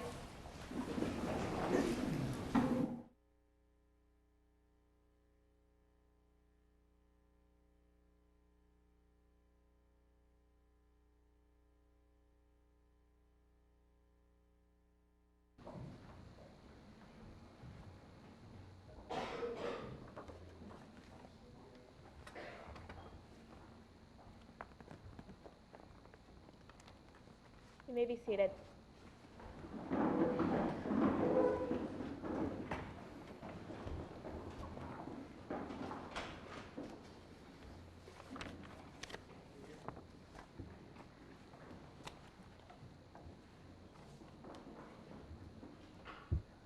The long wait is a reflection of how difficult it is for us to decide winners and runners-up. I'd like to begin by thanking once again the sponsoring agencies that are in all of the literature that you have, the Attorney General's Office and the House State Bar Association, the House State Bar Foundation, which is not represented here in the panel, certainly the ACLU, and this program is one of the most vital programs in the country, mock trial programs, one of the most active, and we've had more students in our program over the years than any other state, and so we're very proud of the mock trial program, and we are proud of certainly of our staff, Deborah DeHaan and her staff, who work so hard to make this the success that it is. And we have, of course, hundreds of volunteers, judges and lawyers and others who are not judges and lawyers who volunteer, and teachers, of course, and then, of course, there are the students, and we are always impressed with the students. Every year, those of us who judge this frequently say that the performance of some of you in this courtroom is better than the performance we see by some lawyers in our real courtrooms, and it's because you prepared and you've been committed to doing very good work, and it shows. It pays off. You're here, and the winner is going to go on to the national competition. And we'd be very proud of our winning team to represent Ohio in the national competition. I would just what I'm going to do is ask each of the judges to offer their comments. They're constructive comments. They're very what I call fine-tuning, because, as I said, you all have done very, very wonderful, excellent work. So I'm going to begin with, as we did earlier, I'm going to begin with Keith Ashmus, who is the president of the Ohio State Bar Association and one of the outstanding attorneys in Ohio. And so if he's impressed with you, that says Yes. a lot. Yes, and I am indeed. This was terrific. I enjoyed hearing from people who understand what hearsay is and isn't, and that will, if those of you who manage to go to law school and become lawyers, that will save you at least a term and a half of hard work figuring out what hearsay is. I was very impressed with your preparation, the understanding of the facts, and with the performance of the witnesses in the cases. I thought a couple sort of general remarks about it. I saw in these presentations a very good use of repeating facts that came out in the previous answer to a question in a number of instances so that you could exploit it as counsel and really make an exclamation point on getting those good facts out. So you don't have to ask the question again, but you include the information in your next question so that it really helps. I think pacing is one thing. I'll just go through a couple comments on each of the individuals here. David, you need to be very concerned about pacing. I think at some points you went way too fast because you have to get a lot of information out. That in some ways makes it a little hard for the significance of the last answer, the last point you got out to sink in for the listener to hear about. And David, I thought you did a terrific job. You used emotion well. I thought that in your closing was particularly effective, and it could have been even more effective had you really lowered your voice to be very quiet at some points and then gotten to a higher level so that there had been more contrast in what you had to say. Katherine, I enjoyed we were speculating as to whether the accoutrements were something you wore all the time or got just specifically for this, but we enjoyed your presentation, and you had a terrific ability to portray the character without going overboard and kind of looked the way lawyers would have probably cleaned you up for presentation in a courtroom. Scott, I thought you did a terrific job being a policeman and not particularly fond of any defense attorneys, so that you got that out. For Sylvania, Jahan, I thought you did a terrific job overall. I liked your pacing. You were firm with the witnesses and kept control over them. Liesl, I thought that you were very precise and were at the same time able to make sure that the witnesses gave answers to the questions that you were asking. Again, sort of the other side of in the closing, I thought your closing would have been more effective had there been a little more fire at some point, if you'd been a bit louder a couple of times in the closing. Janelle, I thought you were terrific. I liked the stage play when someone asked you about Clark and you sort of touched your hair and got a little bit. I thought you really captured the character very well in your testimony. And also, because of the way you presented yourself, you gave both of the lawyers that were examining you a chance to sort of show your stuff, show their stuff, because you were not the easiest witness for them to deal with. And I think there was a lot of meat to your testimony. So you did a really good job of being a witness that allowed the lawyers to show off. And Natan, I thought you did a terrific job in your presentation. You understood. I thought the remark about Shakespeare being able to repeat it but not understanding it was very good.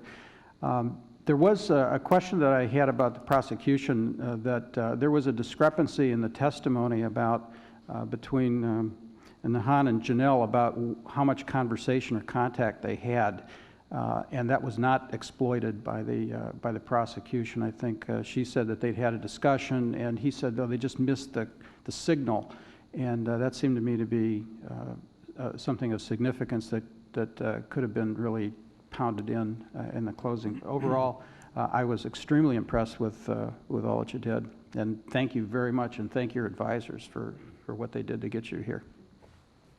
The manager of the largest law firm in the state of Ohio, Attorney General Jim Petro, Thank you, Chief Justice. I'm not going to do what Mr. Ashmus did and identify each one of you, although we have already done that, and you can be sure that we sat in that room and identified strengths and a little bit of weakness here and there among each one of you. But I will tell you that the scoring that went on was extremely close, and I think each of you have distinguished yourselves and your schools. The Chief is correct. There are 350 lawyers in my office, and most of them are pretty darn good, and I'm very proud of all of our staff. I think there'll come a time as you decide to pursue your career, you may find that we would welcome your application for employment. You've all distinguished yourselves. You've done a very fine, credible job in presenting this today, and I've really been honored to participate with you. Thank you. Well, you may want to consider filing an application with the Supreme Court to be a law clerk, too. Janice Katz, who is an Assistant Attorney General, and as we indicated earlier, chaired the committee that developed this very interesting fact situation. Yes, I am one of the 250 attorneys who worked 350, Janice. 350, excuse me. Okay. You'd never know I was in the tax section. Anyway. But the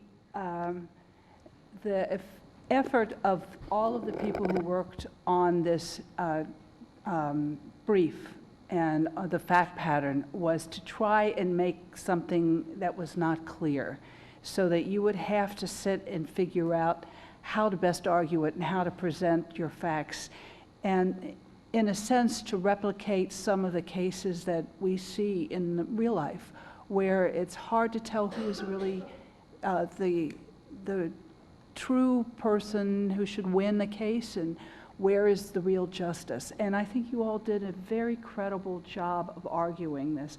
I think you should be proud of yourself. As one of the 350 in the Attorney General's office, I can tell you that we come across attorneys who are not as well prepared as you are. And I know the Chief Justice sees them coming into the Supreme Court, but I can tell you at the lower courts, you see so many people who have no idea about the case or the facts or the law and could not stand up as all of you did and present a case. I wanted to commend you. I wanted to commend your teachers and whoever worked with you to get you to this state, because you were superb. And even though we have to say one of you is better than another and one team is better than another, it's just by mere fractions of points that put you in a different category. And you need to go home and look at yourselves in the mirror and say, boy, I was really good, whether you were the winner or the loser. I also want to say just tiny little things that I noticed in the Sylvania South case, where one of your main points was that Van Acker was trapped by the police, but you didn't bring it out as strongly in the cross-examinations and the examination as you could have, I thought, but you did emphasize it at the end. And again, with the two Davids, you were excellent in using your facts and your cases, but I think you have to be a little bit more articulate and a little more dramatic, with soft and loud, and make sure your tones are clear so that everyone can hear your words and you enunciate everything, but you do it in a relaxed, confident manner. And I'm not saying that you weren't excellent, but just to make it a tiny little bit better. And I also want to thank this panel for taking the time out of their busy day and busy lives to make an excellent ending for you all, because they are the best in what they do, and I think it is quite an honor to be and to serve with them. And I thank them very much also. Vincent. Thank you, Janice. And another outstanding lawyer in the state of Ohio who is here representing with all his heart and mind the American Civil Liberties Union, Vincent Woolman. When it comes to deciding cases, we sit here and everyone comes to things with some sense of what way they might lean in the real world or the other.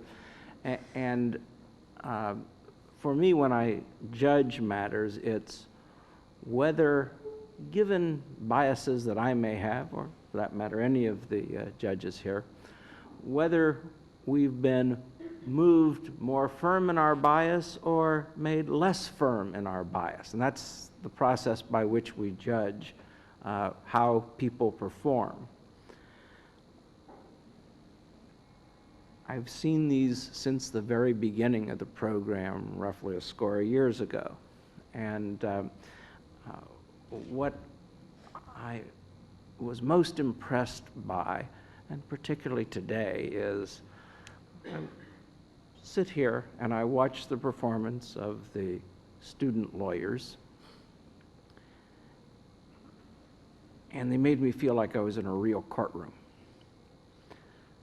It was very much what happens in the courtrooms, at least the ones I've been in. And in that sense, you've done marvelous jobs. As for the witnesses, that too seemed like the real courtroom. There was a bit of aggressiveness by one witness or another here or there, and most of you, like many witnesses, want to get something in that may not even have been asked, but you may try to get something in. And then, of course, like many witnesses, you're a little evasive when it comes to the cross-examination by the other side. As Janice mentioned, and others have mentioned, there's ambiguity built into these cases. And it's designed really to see what you can do with those. And that's ultimately how all of you shine so well. Thank you. If you're not convinced by now, we believe this is a very, very important experience for our youth. You will not realize how important this is to you until maybe some years later when you are explaining the justice system to someone who doesn't understand it, or helping someone with their self-confidence, helping someone approach a problem by looking at the facts and then applying law or principles or rules to those facts. And so this program has value to you and to society far beyond the competition here today and the competition that brought you here. Certainly everyone who competes in mock trial, and particularly those of you who have come to Columbus because you are the best, have a special quality. And one reason we do this is because we know how important that special quality is to, and your achievement is to the future of our society. And that's really not an overstatement, because many youth who participate in mock trial have gone on to be leaders in all sorts of ways. And so we congratulate you. And now to stop the talking and get to what you're all waiting for, we're going to come down off the bench so that we can be closer to you when we give the awards. And we'll do that now, and when we'll begin with giving the Best Witness Award.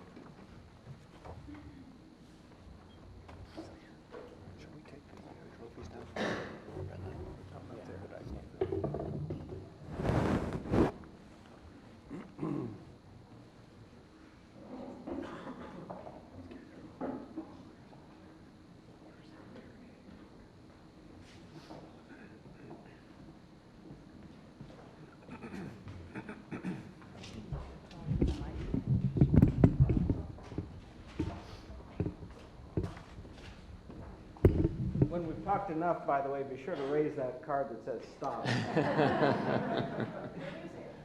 One more minute. The 30-second card's up, I think. That's it already.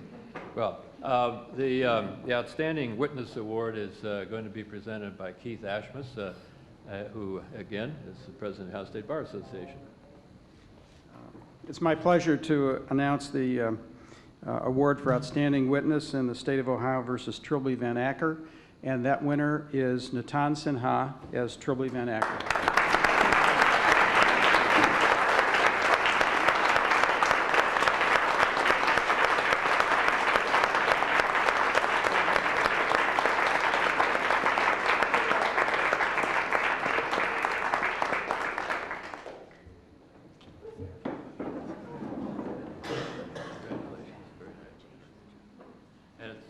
appropriate that the Attorney General should give the award for the best attorney.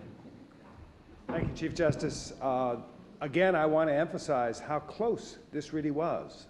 There was scoring, there was a lot of discussion. As you noticed, we took a great deal of time going over all this, and I'm pleased to announce that the outstanding attorney is David Bouchard.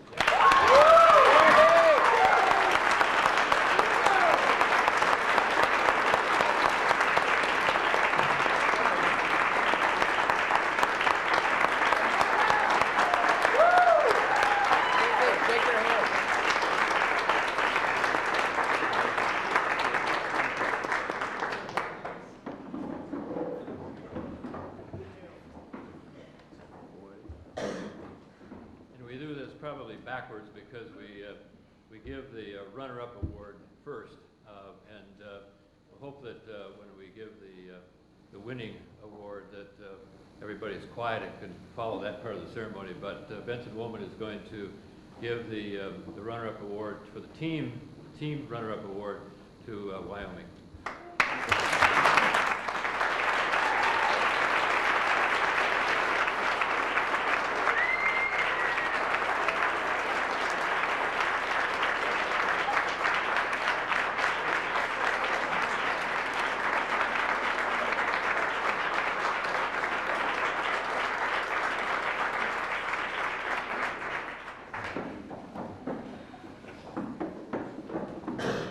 I have the honor of presenting the team winning award to Sylvania Southview.